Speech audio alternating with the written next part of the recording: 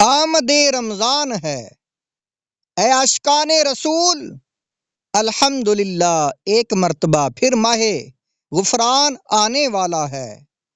چند دنوں بعد اعلان ہوگا کہ مبارک ہو، ماہ رمضان کا چاند نظر آ گیا۔ یہ اعلان سنتے ہی عاشقان رسول جھوم اٹھیں گے، چہروں پر تازگی آ جائے گی، مسجدوں میں رونق بڑھ جائے گی، تراویح کا سلسلہ ہو جائے گا، کوئی نوافل کی کثرت کر رہا ہوگا، کوئی تلاوت قرآن کی سعادت پا رہا ہوگا، سحر و افطار کی رونقیں ہوں گی، اور انشاءاللہ زندگی کا لطف دوبالا ہو رہا ہوگا۔ خدا کی ہے عنایت، ماہ رمضان آنے والا ہے، ہوئی مولا کی رحمت، ماہ رمضان آنے والا ہے، خوشی سے جھومتا ہے دل، مچی ہے قلب میں ہلچل، ملی عاشق کو فرحت، ماہ رمضان آنے والا ہے۔ ماہ رمضان کے بارے میں قرآن مجید فرقان حمید میں کس خوبصورت انداز میں ایک اعلان کیا گیا ہے۔ چنانچہ قرآن پاک کے دوسرے پارے سورہ بقرہ آیت نمبر 185 میں اللہ پاک فرماتا ہے، شہر رمضان الذی انزل فیہ القرآن ھدی للناس وبینات من الھدی والفرقان فمن شہد منکم الشہر فلیصمہ۔ ترجمہ کنز العرفان۔ رمضان کا مہینہ ہے جس میں قرآن نازل کیا گیا، جو لوگوں کے لیے ہدایت اور رہنمائی ہے اور فیصلے کی روشن باتوں پر مشتمل ہے۔ تو تم میں جو کہ یہ مہینہ پائے تو ضرور اس کے روزے رکھے۔ پارہ نمبر 2 سورۃ بقرہ آیت نمبر 185۔ اس آیت کریمہ میں رمضان کا تعارف پیش کیا گیا ہے۔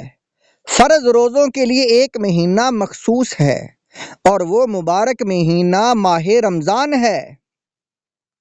بھائیوں بہنوں، کرو سب نیکیوں پر نیکیاں، پڑ گئے دوزخ پہ تالے، قید میں شیطان ہے۔ سبحان اللہ۔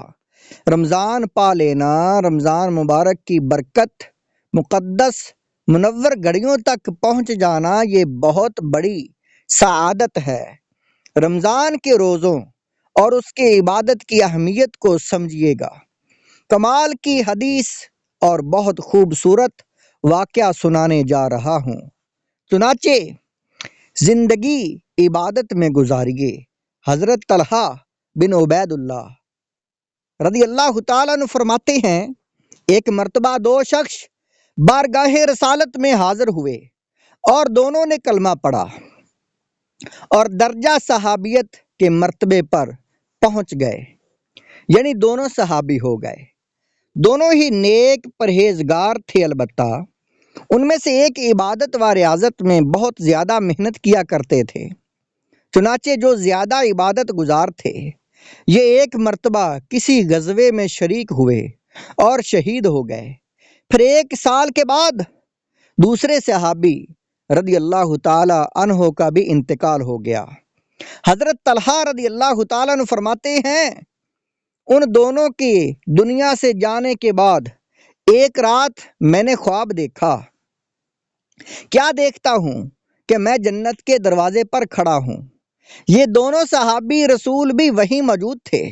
اتنے میں جنت کے اندر سے کوئی باہر آیا اور وہ صحابی جن کا انتقال 1 سال بعد ہوا تھا، انہیں لے کر جنت میں چلا گیا۔ تھوڑی دیر کے بعد پھر وہ باہر آیا اور وہ صحابی جو 1 سال پہلے شہید ہوئے تھے، اب کی بار انہیں لے کر جنت میں داخل ہو گیا۔ صحابی بڑے حیران ہوئے کہ شہید ہونے والے بعد میں جنت میں جا رہے ہیں، اور جو شہید بھی نہیں ہوئے، نارمل زندگی گزاری، نارمل انتقال ہوا، اور یہ پہلے جنت میں چلے گئے۔ بڑے کنفیوز، حیران بھی ہوئے کہ یہ معاملہ کیا ہے۔ سبحان اللہ۔ صحابہ کرام میں ایک بڑا خوبصورت انداز تھا، جب بھی کوئی بات ذہن میں کنفیوژن پیدا کرتی۔ جب بھی کوئی مسئلہ پوچھنا ہوتا، بلکہ کچھ بھی چاہیے ہوتا، بارگاہ رسالت میں حاضر ہو جایا کرتے۔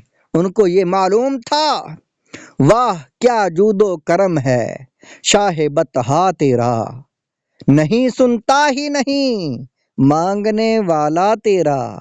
آقا کے پاس آ کر عرض کرتے ہیں، حضور یہ ماجرا کیا ہے؟ شہید ہونے والا بعد میں اور شہید نہ ہونے والا پہلے جنت میں چلا گیا۔ اب جو نبی پاک نے جواب ارشاد فرمایا وہ سنیے گا۔ اللہ کے حبیب صلی اللہ علیہ وآلہ وسلم نے آپ فرماتے ہیں، اے صحابہ تمہیں حیرانی کس بات کی ہے؟ عرض کی، یا رسول اللہ صلی اللہ علیہ وآلہ وسلم، ایک صحابی زیادہ عبادت گزار تھے، پھر انہیں شہادت کا رتبہ ملا، اس کے باوجود وہ بعد میں جنت میں داخل ہوئے، اور دوسرے صحابی جن کا 1 سال بعد انتقال ہوا وہ پہلے جنت میں داخل ہو گئے۔ اس کا سبب کیا ہے؟ پیارے نبی رسول ہاشمی صلی اللہ علیہ وآلہ وسلم نے فرمایا، کیا یہ دوسرے صحابی 1 سال زندہ نہیں رہے؟ کیا؟ کہا جی ہاں حضور، 1 سال زیادہ زندہ رہے، کیونکہ مسلمان تو ساتھ ہی ہوئے تھے، تو شہید ہونے والے کی نسبت 1 سال رمضان کے زیادہ روزے نہیں رکھے۔ کہا ہاں روزے تو 1 سال زیادہ رکھے ہیں۔ فرمایا کیا اس نے وفات پانے والے صحابی سے زیادہ سجدے نہیں کیے؟ کہا ہاں سجدے بھی زیادہ کیے ہیں۔ تو پیارے آقا صلی اللہ علیہ وآلہ وسلم آپ نے فرمایا، بس اسی وجہ سے ان دونوں کے درمیان زمین و آسمان کا فرق ہے۔ یہ حدیث پاک ابن ماجہ کی حدیث ہے اور حدیث نمبر ہے 3925۔ نیکیوں والی لمبی عمر، اللہ اکبر، یہ بات بڑی سمجھنے والی ہے۔ درازی عمر بہت بڑی سعادت ہے، مگر سعادت پتہ ہے کس کے لیے ہے؟ اب ذرا سمجھیے گا، وہ شخص جس کی عمر لمبی ہو اور نیکیاں بھی زیادہ ہوں، اس کے تو وارے نیارے ہیں، مگر وہ بندہ جو گناہوں میں پڑا ہوا ہے اور اس کی لمبی عمر بھی ہے، وہ تو پھنس گیا۔ اس کے تو پھر روز ہی گناہ بڑھ رہے ہیں، روز ہی نمازیں قضا کر رہا ہے، اس کی لمبی عمر اس کے لیے مشکل بن رہی ہے، جتنا جی رہا ہے اتنے گناہ کر رہا ہے، مگر خوش نصیب وہ ہے جو جی بھی رہا ہے، روزہ 5 وقت کی نماز بھی پڑھ رہا ہے، روز 5 وقت کی نماز بھی پڑھ رہا ہے، ہر رمضان میں روزے بھی رکھ رہا ہے، ہر سال اپنی زکوٰۃ بھی دے رہا ہے، اللہ توفیق دے تو حج بھی اور عمرے بھی اور نیکی کے کام کر رہا ہے، تو اس کی لمبی عمر اس کے نامہ اعمال میں نیکیوں میں اضافے کا سبب بن رہی ہے۔ ہم اللہ سے دعا کرتے ہیں، یا اللہ نیکیوں والی، عافیت والی، روزوں والی، سجدے والی لمبی عمر عطا فرما۔ اب وہ سوچئے کہ جس کی لمبی عمر تو ہے، 50 سال کا ہو گیا، کوئی 40 سال کا ہو گیا، کوئی 60 سال کا، نمازیں ہیں کہ نہیں، روزے ہیں کہ نہیں، سجدے ہیں کہ نہیں؟ میری بات کو سمجھیے کہ کہیں ایسا تو نہیں کہ ہرگز کہ ہر گزرنے والے دن گناہوں میں اضافے کا سبب بن رہا ہو۔